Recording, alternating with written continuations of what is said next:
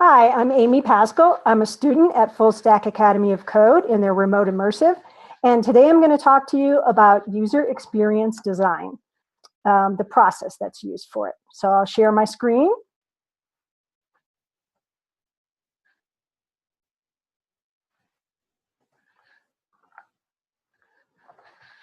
Okay, as I said, I'm going to talk about the user experience design process, and I'm also going to throw in a little bit of discussion about Agile software development methodology and Scrum because they are somewhat related.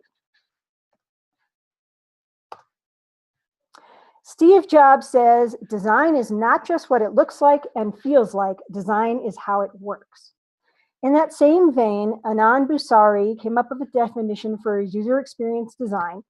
He calls it the design of a product or system that's based around the end user's total experience with the system.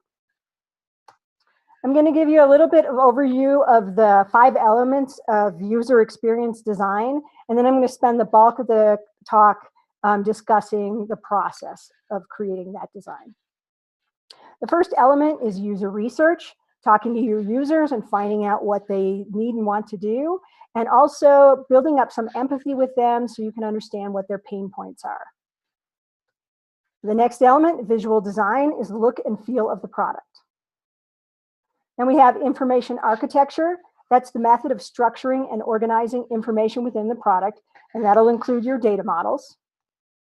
Interaction design is making a pleasant and non-frustrating experience for your users. And finally, usability. Can the product be used to achieve its end goals? Okay, as I said, the bulk of the talk is going to be about the process for coming up with a good user experience design. Ash Moria says, life is too short to build a product that no one wants.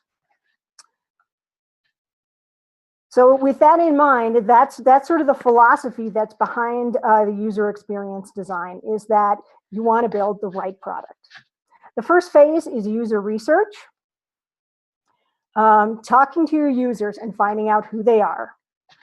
A common tool that's used to capture that sort of information is called a user persona.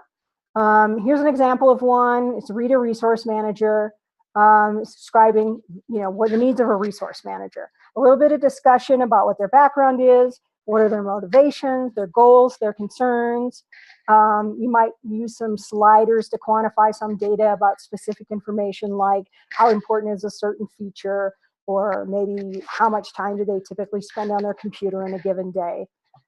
You also might want to include social media information about them and what devices they use.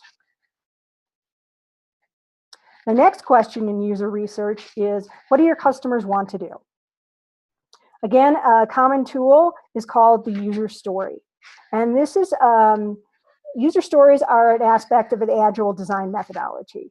And the way this works is you start out with a large granularity item called the theme, which is something big like, I want to plan my vacation. And then break that down into smaller things called epics, like maybe I want to plan the transportation for my vacation. Break it down further into user stories.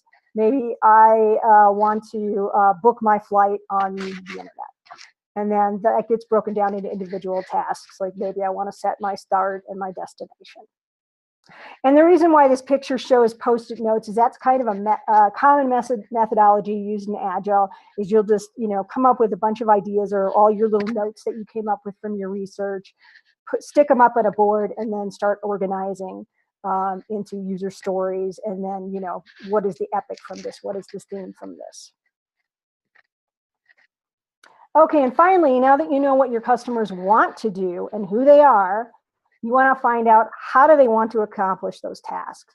And maybe they have a picture in mind, or maybe they're already using a certain application, and this is how I currently do it. A common tool for capturing that kind of information is called the story map. In this example of a story map, you've got 3 different personas over here on the left: the guest, regular user, and your power user. And then you've got user stories grouped up into activities, which is another name for epic. And then what they're going to do over a sequence of time. And so on this map, you'll have a particular persona, and it will show the path that they took to get from point A to point B. And the usefulness of a story map is the designer can take a look at this and say, okay, what order are they doing things in? Are there stories that I've completely missed that they needed to do? Or are there stories that you thought were important and you're on your map and nobody seems to do that? And again, this is a common tool from Agile methodology. Okay, so now that you've done your research, you need to analyze the data. We've already talked a little bit about the personas and the story maps, which are ways of organizing your data. Another way is your data models. And an example of how you would organize your data for your data models is an entity relationship diagram, which is here a picture of the tables inside a database and the relationships between them. Okay, so once you've kind of got an idea of what you're going to do, onto the design phase. What is your application going to look like? So the designer might start out with some rough pencil sketches, some designs of what do the screens look like, what does the menuing look like, how do I get from point A to point B, what does it look like on a mobile device, ideas like that. And then they may move on to doing what's called a wireframe, which is a higher fidelity image of what the screen is going to look like. And here's a wireframe created in a tool called Balsamiq. Okay, after design, you're ready to build. And after build, you're ready to test. Then you're back to design again. And what's important here, as I'm sure you've noticed, this is a loop. Here's some more detail about this loop from an agile development perspective. This image in the middle here is called the product canvas or the backlog. On the left here, you have your user personas, and then in the middle, epics and themes. And on the far right, you have your list of user stories. And these user stories are what are going to become features in your product. So the idea here with this loop in Agile is that you're going to go through this loop, iterations through this loop, also known as sprints, are going to be short and very frequent. The duration, 2 to 4 weeks, so no more than a month. The other thing that's important is that you're going to have a small feature set, something that's coherent together, but keeps the set small so you can get into the testing as quickly as possible.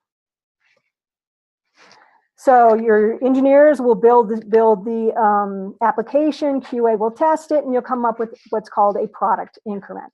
So it's like a mini release. You're going to demo this product with your customers, your stakeholders, which includes your customers. It may also include other people in the company. And you're going to show it to them. Maybe you're going to have them sit down and run through some tasks and observe what they're doing. And the point of this is to collect feedback from them. Are there features missing that they were expecting? Of the features you did, is there like an aspect of a particular feature they're like, where the heck is it? Or are there features or aspects that you put in that nobody ever uses? Is the navigation intuitive? Are there a lot of common mistakes? And if there's something that 80% of the people do wrong the first time, then it's not very intuitive. And also, does the data model make sense with how the users are picturing the product in their minds? So what happens next is you take this feedback and your product team is going to incorporate the feedback into the plan. So designers may refactor the screens or the data model or anything about how you get from screen to screen. And then as a team, you may decide with these user stories that you're going to get rid of them, you're going to add some of them, or you may reprioritize. So the idea in Agile about doing these frequent iterations of the loop is the slogan, fail early, integrate often. And what they mean here by fail is if there's something that you didn't get right, you want to find out about it as soon as possible so the cost of fixing it is minimized. So for instance, after implementing a feature that took you a month and you realize it's wrong, that's not a huge cost. But if your product's out in the market and 2 years out on the market, you realize you have a small slice of the market because you're losing all your sales to another product that has a feature you don't have, That's a pretty high cost to find out 3 years later that it built the wrong thing. So the idea behind the entire process is to build the right product the first time. Just a little humor here. We've got the White House IT guy saying, hey, in hindsight, Mr. President, it probably was a bad idea to put that launch nukes button so close to the caps lock. And then my final screen is my reference links, some prototyping tools, some books that you might want to read about UX design, and some popular blogs. And that's the end of my talk. Thank you, everyone, for listening.